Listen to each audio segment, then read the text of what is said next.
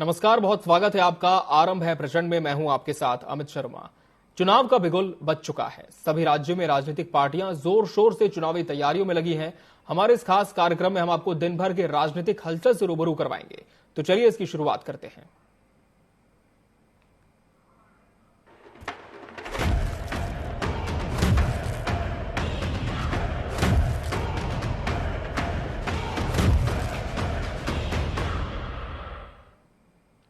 देश में लोकसभा चुनाव का बिगुल बजने के साथ ही सभी राजनीतिक पार्टियां चुनाव जीतने के अभियान में जुट गई हैं। एक और देश की रूलिंग पार्टी बीजेपी लगातार चुनावी मोड में है। चुनाव जीतने के साथ अपना वोट शेयर बढ़ाने की कवायद में है। अब ग्रामीण वोट बैंक को अपने खाते में रखने लोकसभा सीट के अनुसार टोलियां भी बना दी है, तो वहीं कांग्रेस ने भी कमर कस ली है। वो भी हर बूथ 10 यूथ के फॉर्मूले पर चल रही है। आज इसी विषय पर हम चर्चा करेंगे, लेकिन उसके पहले देखिए हमारी खास रिपोर्ट। पिछले विधानसभा चुनावों में मध्य प्रदेश बीजेपी को मिली प्रचंड जीत से उत्साहित अब लोकसभा चुनाव जीतने के साथ अपना वोट बैंक बढ़ाने भाजपा लगातार नए प्रयोग करती आ रही है। 370 वोट प्रत्येक बूथ से मिले, ये भी किया जा रहा है। तो अपने पाले में ग्रामीण वोट बैंक को बनाए रखने और बढ़ाने 29 लोकसभा सीटों पर लोकसभा टोलियां बनाई गई हैं, जिसकी तैयारियों की समीक्षा और बैठकें हाल ही में सीएम और प्रदेश अध्यक्ष संगठन के पदाधिकारियों की अगुवाई में हुई है। अब बीजेपी लोकसभा के लिए अपना वोट बैंक बढ़ाने में लगी है। नहीं, देखिए, कांग्रेस भारतीय जनता पार्टी के नक्शे कदम पर कभी नहीं चल सकती। वो सनातन विरोध और सनातन खत्म करने के उद्देश्य में लगे हुए हैं। वो राष्ट्र विरोधी ताकतों से कदम ताल करते हैं, तो साथ कैसे हो सकता है। बाकी ये जो कागजी घोड़े जो दौड़ाती है, तो उसका परिणाम भी हवा हवाई आता है और जनता उनको जमीन पर गिरा देती है। कांग्रेस का बूथ मंडल प्रकोष्ठ इन सबका कार्यकर्ता भारतीय जनता पार्टी को ज्वाइन कर रहा है। तो ऐसे में कांग्रेस कहां से ये अभियान चलाएगी। तो इसीलिए कहते हैं कि ना नौमन तेल होगा, ना राधा नाचेगी, ना कांग्रेस के पास कार्यकर्ता होगा, ना कांग्रेस कोई अभियान चला पाएगी। वहीं दूसरी ओर केंद्र और राज्य में लगातार जीत के लिए संघर्ष कर रही कांग्रेस अपनी खोई हुई जमीन तलाश रही है। लेकिन इसी बीच लगातार कांग्रेस बिखराव का भी सामना कर रही है। मध्य प्रदेश में विधानसभा चुनाव में मिली हार के बाद पार्टी ने संगठन में काफी बदलाव कर नई रणनीति तैयार की है। परिवर्तन प्रकृति का नियम है और जिस तरह से कांग्रेस पार्टी धरातल पर वास्तविक रूप से नौजवानों को आगे कर रही है, चाहे वो हमारे टिकट वितरण में आप देखिए, जो भी 10 कैंडिडेट डिक्लेयर हुए हैं उसमें 50% बिलो 50 एज के हैं। आने वाली सूची में भी आपको उसी का समावेश मिलेगा। तो जब हम संगठनात्मक स्तर पे उनकी आवाज बनकर काम कर रहे हैं, तो बूथ पर भी लड़ाई उनके समर्पण के दम पर हम लोग लड़ेंगे। इस बार देश में 2024 के लोकसभा चुनाव बहुत महत्वपूर्ण माने जा रहे हैं। पिछले एक दशक से बीजेपी केंद्र में है। इस दौरान मोदी सरकार ने सनातन के साथ राम मंदिर, धारा 370 जैसे बड़े काम कर जनता के बीच अपनी एक अलग छवि गढ़ी है। तो वहीं दूसरी ओर कांग्रेस कुछ राज्यों की जीत को छोड़ कुछ ज्यादा हासिल नहीं कर पाई है। भोपाल से टीवी 24 के लिए जीएस गोविंद के साथ प्रिंस गुप्ता की रिपोर्ट। लोकसभा चुनाव में भले ही भाजपा के प्रत्याशी जीत या हार का सामना करेंगे, लेकिन राज्य के कैबिनेट मंत्रियों की इसमें कठिन परीक्षा होगी। 2022 के विधानसभा चुनाव में कई मंत्रियों की उत्तराखंड में सीटों पर कांग्रेस का प्रदर्शन चिंताजनक था, जो लोकसभा चुनाव में चुनौती बनकर खड़ा है। इस लोकसभा चुनाव में विधायकों और कैबिनेट मंत्रियों की भी अग्नि परीक्षा होगी, क्योंकि विधानसभा चुनावों में ज्यादातर भाजपा विधायकों और कैबिनेट मंत्रियों का जीत का फासला करीब करीब ही था। तो आइए बताते हैं कहां हो सकती है उत्तराखंड में भाजपा के मंत्रियों और विधायकों की अग्नि परीक्षा।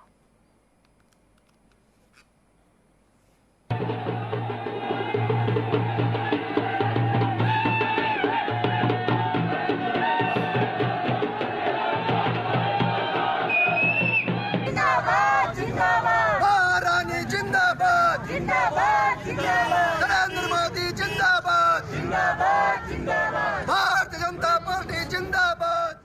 2019 के लोकसभा चुनाव में कैबिनेट मंत्री सुबोध उनियाल की विधानसभा नरेंद्र नगर में भाजपा को 37,000 से अधिक वोट मिले थे, जबकि कांग्रेस प्रत्याशी का प्रदर्शन काफी कमतर था। लेकिन 2022 के विधानसभा चुनाव में बीजेपी को यहां 27,430 तो कांग्रेस को 25,632 वोट मिले थे।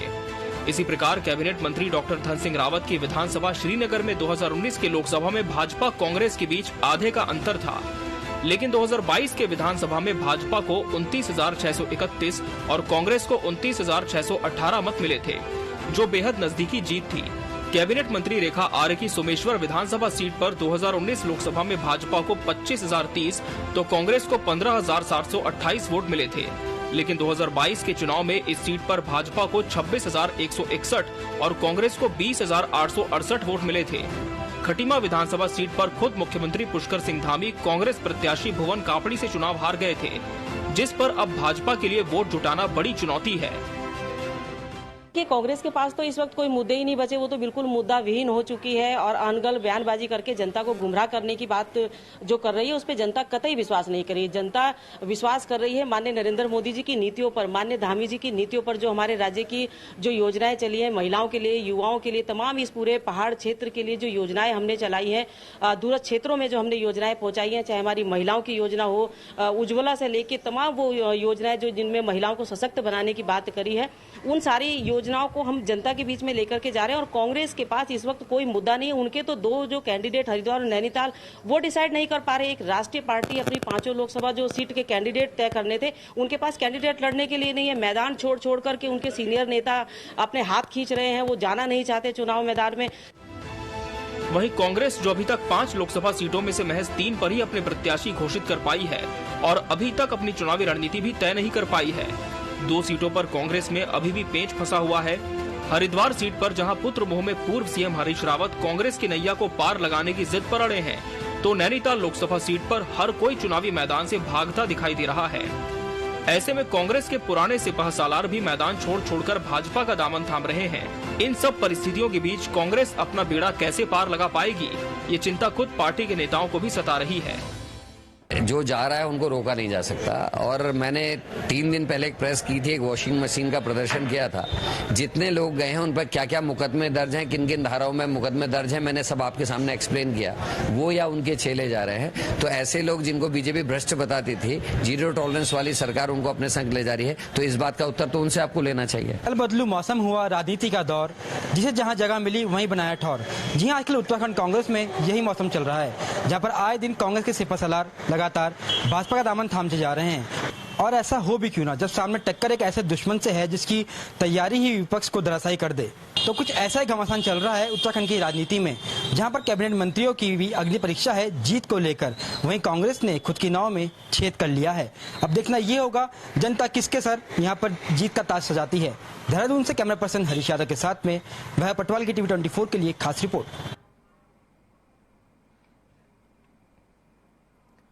कांग्रेस की दूसरी सूची जारी नहीं होने पर छत्तीसगढ़ के उप मुख्यमंत्री अरुण साव ने बयान दिया है। उन्होंने कहा कि कांग्रेस दिशाहीन और अनिर्णय की स्थिति में है। जनता कांग्रेस से दूर जा चुकी है, उनके नेतृत्व पर भरोसा नहीं है। कांग्रेस की धोखा देने की और भ्रष्टाचार करने की नीयत रही है। राजनांदगांव लोकसभा क्षेत्र से कांग्रेस प्रत्याशी भूपेश बघेल का उनकी ही पार्टी में विरोध है। कांग्रेस ने 5 सालों में छत्तीसगढ़ में जनता की दुर्दशा की, इसलिए कांग्रेस को प्रत्याशी नहीं मिल रहे। साथ ही उन्होंने दिल्ली के मुख्यमंत्री अरविंद केजरीवाल की गिरफ्तारी को लेकर आम आदमी पार्टी के मुख्यमंत्री और सांसद को घेरा। ईमानदारी के ठेकेदार बनते थे और साथ ही कहा कि एजेंसियां साक्ष्य के आधार पर काम कर रही हैं, जो जैसा करेगा वैसा भरेगा। कांग्रेस आज डरी हुई है, घबराई हुई है। कांग्रेस दिशाहीन और अनिर्णय की स्थिति में है। जनता कांग्रेस से दूर जा चुकी है और जनता को न कांग्रेस के नेतृत्व पर भरोसा है, न उनकी नीयत पर। कांग्रेस की नीति बनी है धोखा देने की और भ्रष्टाचार करने की। आज जिस प्रकार से 5 सालों में छत्तीसगढ़ में जनता की दुर्दशा की कांग्रेस ने, और इसलिए कांग्रेस को प्रत्याशी नहीं मिल रहे हैं, कांग्रेस की टिकट पर कोई लड़ने को तैयार नहीं है। देखिए, कल तक छत्तीसगढ़ की जनता ने यह साबित किया, भूपेश है तो भरोसा है, ये छलावा है। भूपेश बघेल की सरकार ने 5 सालों में छत्तीसगढ़ की जो दुर्दशा की, छत्तीसगढ़ को दोनों हाथों से लूटा, छत्तीसगढ़ को अपराध का गढ़ बनाया और छत्तीसगढ़ की जनता से कोई सरोकार नहीं रखा। 5 साल तक धोखा दिया और लूटा। आज वही बातें निकलकर बाहर आ रही है। आज कांग्रेस के लोग भी ये कह रहे हैं कि भरोसा नहीं, वो छलावा था। आम आदमी पार्टी का देखा हमने कि कैसे उप मुख्यमंत्री जेल में है, सांसद जेल में है, और ये लगातार भ्रष्टाचार में आम आदमी के पार्टी के लोग लिप्त रहे हैं और जेल में हैं। उनकी जमानत नहीं हो रही है। ईमानदारी के ठेकेदार बनते थे और अब गिरफ्तारी हुई है। एजेंसियां साक्ष्य के आधार पर काम कर रही हैं और जो जैसा करेगा वैसा भरेगा, ये दिख रहा है। रायपुर स्थित राज्य भवन में आज कांग्रेस की महत्वपूर्ण बैठक हुई। बैठक के बाद छत्तीसगढ़ कांग्रेस प्रदेश प्रभारी सचिन पायलट ने कहा कि जब से राज्य बना है हमें यहां अच्छी सफलता नहीं मिली। इस बार मेरे पास फीडबैक है, लोकसभा की अधिकांश सीट पर हम जीत हासिल करेंगे। वहीं उन्होंने आगे कहा कि लोकसभा चुनाव के लिए कांग्रेस पार्टी बड़ा दांव खेलने जा रही है। छत्तीसगढ़ में कांग्रेस सभी 11 लोकसभा क्षेत्रों में महिलाओं से नारी न्याय गारंटी के फॉर्म भरवाएगी। फॉर्म्स भरवाएंगे, हम लोग लोगों को सूचित करेंगे और गरीब परिवार की महिलाओं को लाख रुपए साल का देने का कांग्रेस पार्टी का एक घोषणा पत्र में हमने वादा किया है और कांग्रेस जो वादा करती है वो पूरा करती है।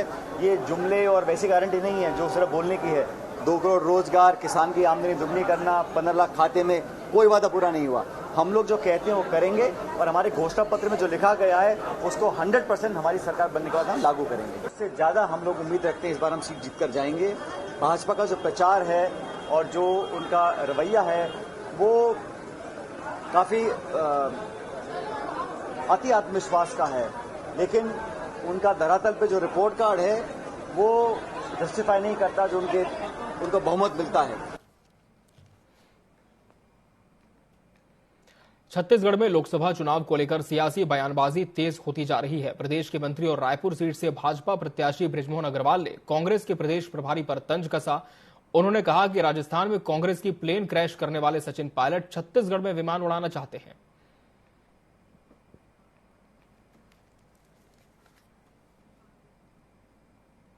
सचिन पायलट जी का छत्तीसगढ़ में स्वागत है। जो अपनी खुद की उड़ान नहीं भर पाए और वो छत्तीसगढ़ को उड़ाने के लिए आ रहे हैं। जो स्वयं लोकसभा चुनाव लड़ने के लिए तैयार नहीं है वो दूसरों को लोकसभा चुनाव लड़वाने के लिए आ रहे हैं। छत्तीसगढ़ की जनता ने कांग्रेस को पहले ही नकार दिया है। सचिन जी, अब इन तिलों में तेल नहीं बचा है। आपका पार्टी का कोई नेता चुनाव नहीं लड़ना चाहता और आपकी मेहनत यहां पर बेकार जाएगी। मुझे लगता है कि आप जाकर राजस्थान में मेहनत करें तो ज्यादा अच्छा होगा।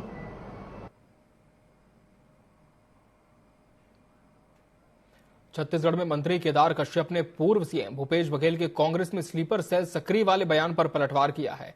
केदार कश्यप ने कहा कि स्लीपर सेल अमूमन आतंकी संगठनों में होता है। अफजल गुरु को जी लगाने वाले आतंकवादियों का साथ देने वाले अब अपने ही कार्यकर्ताओं को भी उसी प्रकार स्लीपर सेल की संज्ञा दे रहे हैं। ये बड़ी दुर्भाग्य की बात है।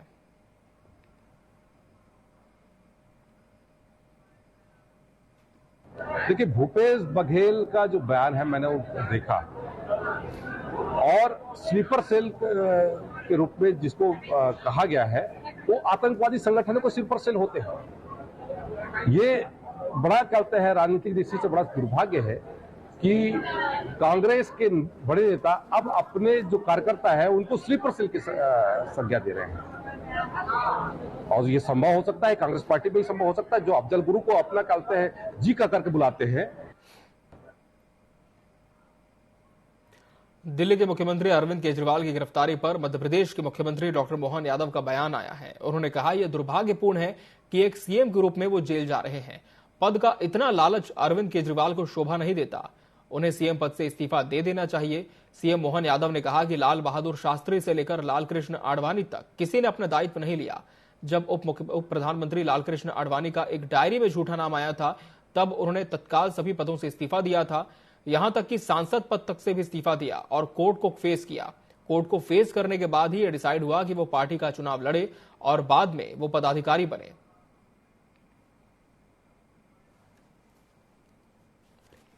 हमारे यहाँ अपने देश का तो इतिहास है कि यहाँ जब किसी पे कोई आरोप लगता है तो वो सबसे पहले इस्तीफा देता है और जब तक आरोप के बाद से बरी नहीं हो जाए तब तक वो दायित्व नहीं लेते हैं। लाल बहादुर शास्त्री से लेकर के लाल कृष्ण आडवाणी तक, जब हमारे माननीय उप प्रधानमंत्री लाल कृष्ण आडवाणी का एक डायरी में नाम झूठा ही आया था, लेकिन उन्होंने तुरंत सभी पदों से इस्तीफा दिया, यहाँ तक कि सांसद से भी इस्तीफा दिया और उनने कोर्ट को फेस किया। कोर्ट से फेस होने के बाद ही डिसाइड हुआ कि उनको पार्टी का चुनाव लड़े और बाद में वो पदाधिकारी हुए। मैं मान के चलता हूं कि अपने लोकतंत्र में ये पहली जरूरत होती है कि अगर कोई उंगली उठ रही है और वो तो उस पार्टी को जिसके अपने 2 मंत्री उनके इसी आरोप में बंद है जेल में, आज तक उनको कोर्ट से लगातार प्रयास करने के बाद हाई कोर्ट, सुप्रीम कोर्ट कहीं से जमानत नहीं मिली। लगभग 21 उनके अलग अलग नेता इसी आरोप में बंद है और इसी शराब कांड के मामले में जब 9 बार उन पर संबंध गए और वो कोर्ट में गए हाई कोर्ट, और हाई कोर्ट में जाने के बाद भी जब हाई कोर्ट ने उनको रिलीफ नहीं दी तो ऐसे में स्वतः वो इस्तीफा दे करके अपने ऊपर लगे आरोप को पहले फेस करते और अपने को बरी होने के बाद वो अपनी सरकार चलाते। लेकिन मुख्यमंत्री के रूप में जेल में जाना ये बड़ा दुर्भाग्यपूर्ण है और ये जनता की भावना, लोकतंत्र के लिए, सबके लिए आज तक कभी ऐसा समय नहीं आया। पद का इतना मोह, पद का इतना लोभ हम नहीं समझ सकते कि ये केजरीवाल जी को शोभा देता है। अभी भी मौका था, उनको तुरंत इस्तीफा देना चाहिए।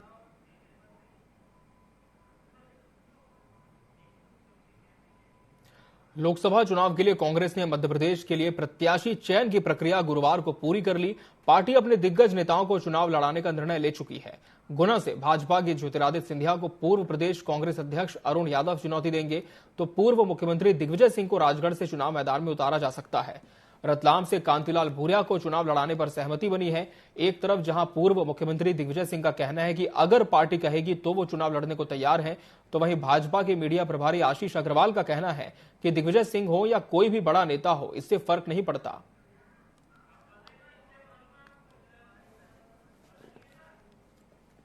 आई नहीं है, लेकिन हम तो मैंने हमेशा कहा है, मैं तो कार्यकर्ता हूं, जो आदेश होगा पालन करेंगे। जी, प्रदेश में जहां से भी और देश में जहां से भी। देखिए, सच्चाई को अस्वीकार करना, नकारना कांग्रेसियों की पुरानी हालत है, आदत है। अब जब चुनाव के परिणाम आएंगे तो इन ज्वाइनिंगों का परिणाम भी दिखेगा और कांग्रेस का बूथ स्तर तक का, ब्लॉक स्तर तक का कार्यकर्ता जब नहीं रहेगा तो कांग्रेस का नाम लेने वाला कौन होगा, ये चुनाव वाले दिन समझ आएगा।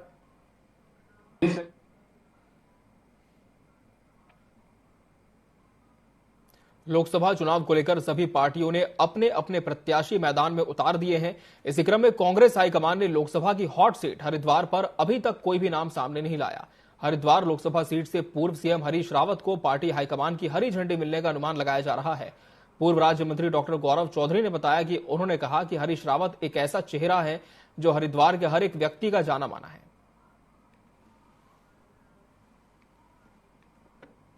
पहली बात तो टिकट पूर्व मुख्यमंत्री माननीय हरीश रावत जी का ही है और ये देरी नहीं है, क्योंकि माननीय हरीश रावत जी को हरिद्वार जिले में कोई ऐसा नाम नहीं है कि वो नया कहीं से आया हो और पार्टी मंथन करती है, आंकड़े जोड़ती है, क्योंकि ये जो है लोकसभा के टिकट हैं, एक एक टिकट पे बहुत सोच विचार किया जाता है और मेरे ख्याल से रात तो निर्णय फाइनल हो चुका माननीय हरीश रावत जी का। आज अभी 1-2 घंटे में ही लिस्ट भी जारी हो जाएगी, तो माननीय हरीश रावत जी यहां से हरिद्वार से। लोकसभा चुनाव की तारीखों का ऐलान होते ही प्रत्याशी जनसंपर्क करने के लिए पहाड़ी इलाकों की पगडंडियां नाप रहे हैं। इसी कड़ी में कांग्रेस प्रत्याशी अपने संसदीय क्षेत्र पौड़ी जिले पहुंचे, जहां उन्होंने दुगड्डा विकासखंड के पहाड़ी ग्रामीणों से वोट मांगा। कांग्रेस प्रत्याशी ने कहा कि गढ़वाल उनका संसदीय क्षेत्र है। वहां लोगों से मिलने के बाद पता चला कि लोग केंद्र और राज्य सरकार की कार्यप्रणाली से कितने आहत हैं। इसलिए कांग्रेस प्रत्याशी के समर्थन में मतदाता 19 अप्रैल को अपने मताधिकार का प्रयोग करने वाले हैं। साथ ही उन्होंने आईटी की छापेमारी पर तंज कसा और कहा कि चुनाव के दौरान आईटी विभाग घरों और दफ्तरों में जाकर नोटिस दे रहा है, जबकि विभाग ऑनलाइन फॉर्म, मेल और फोन के जरिए भी नोटिस भेज सकता है, लेकिन वो ऐसा नहीं कर रहा, जिसकी शिकायत उन्होंने चुनाव आयोग से की। साथ ही कहा कि चुनाव के बाद नोटिस का जवाब कानूनी तौर पर दिया जाएगा।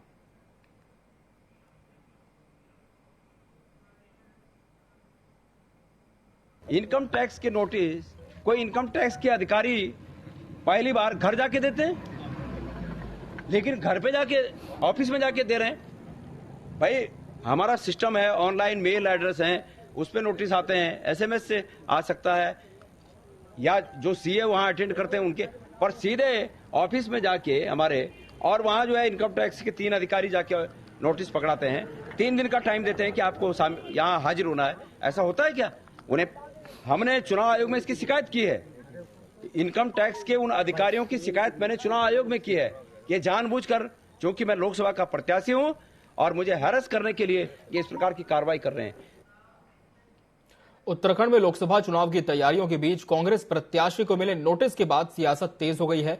दरअसल आईटी विभाग ने कांग्रेस प्रत्याशी गणेश गोंदियाल को नोटिस भेजकर 22 मार्च को तलब किया था, जिस पर वो नहीं गए। बीजेपी प्रदेश अध्यक्ष ने उन्हें सलाह देते हुए कहा कि गोंदियाल को नोटिस का जवाब समय पर देना चाहिए, अन्यथा उनके नामांकन में परेशानी आ सकती है। उन्होंने कहा कि गोंदियाल चुनाव में सहानुभूति हासिल करने के लिए आयकर नोटिस का रोना रो रहे हैं। बीजेपी के इन आरोपों पर कांग्रेस प्रत्याशी ने पलटवार करते हुए कहा कि नोटिस पुराना है। उन्होंने कहा कि 3 आईटी अधिकारी मुंबई स्थित घर पर उनके पहुंचे और उन्हें नोटिस दिया। साथ ही उन्होंने अधिकारियों की कही बात को सार्वजनिक नहीं करने की बात भी कही है।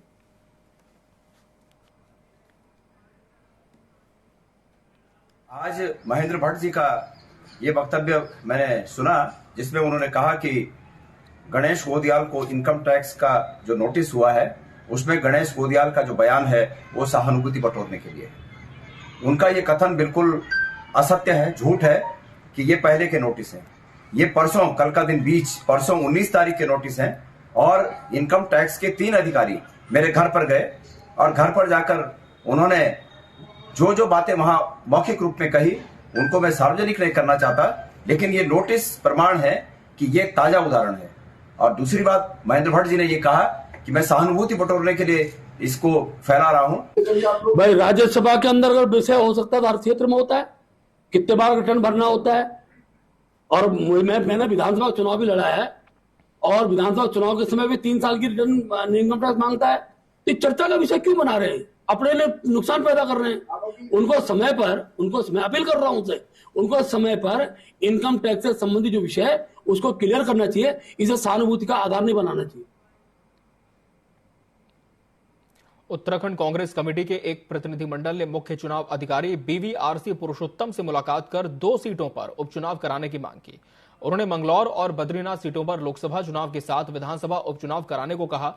दरअसल मंगलौर से BSP विधायक हाजी सरवत करीम अंसारी का पिछले साल 30 अक्टूबर को निधन हुआ था, लेकिन 2022 के विधानसभा चुनाव में जीत के बाद कांग्रेस के पूर्व विधायक काजी निजामुद्दीन ने हाजी अंसारी की योग्यता को लेकर हाईकोर्ट में याचिका दायर की थी, जिसके बाद उन्होंने अपनी याचिका वापस लेने के लिए भी हाईकोर्ट में अर्जी लगाई, जिस पर 21 मार्च को हाईकोर्ट ने अर्जी स्वीकार की।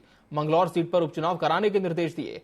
अदालती मामले के कारण निर्वाचन आयोग ने लोकसभा चुनाव के साथ मैंगलोर सीट के लिए उपचुनाव की घोषणा नहीं की। हाईकोर्ट के निर्देश के बाद कांग्रेस ने चुनाव आयोग से मांग की है कि लोकसभा चुनाव के साथ साथ इस सीट पर उपचुनाव की भी घोषणा की जाए।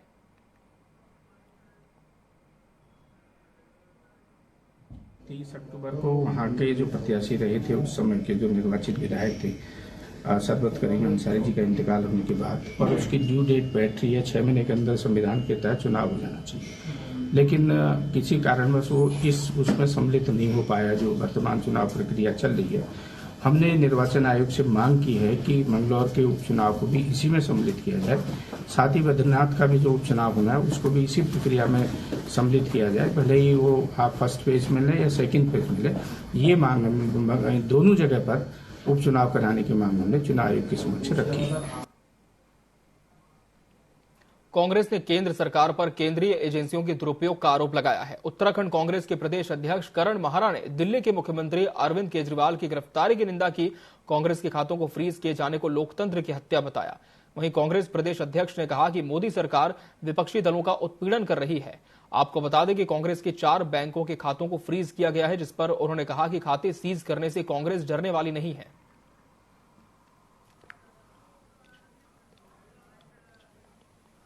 कांग्रेस के 14,40,000 के एक मामले में, जिसमें रिटर्न भरने में केवल 30-40 दिन की देरी हुई, 10,000, 20,000, 1 लाख रुपए तक भी अगर कहीं कोई पेनल्टी लगती समझा जा सकता था। लेकिन 14,40,000 के केस में 215 करोड़ रुपए की 215 करोड़ रुपए के आसपास की जो है रिकवरी की गई है, जिसमें से 115 करोड़ रुपए ट्रांसफर भी कर लिए गए और कांग्रेस के 4 जो खाते अलग अलग बैंकों में उनको सीज किया गया है। ये कांग्रेस पार्टी को जो मुख्य विपक्षी दल है उसको चुनाव में लड़ने से रोकने की एक बीजेपी की नाकाम कोशिश है और हम इसकी निंदा करते हैं। और इसी के साथ आरंभ है प्रचंड में आज के लिए फिलहाल इतना ही। मुझे और मेरी टीम को दीजिए इजाजत। नमस्कार।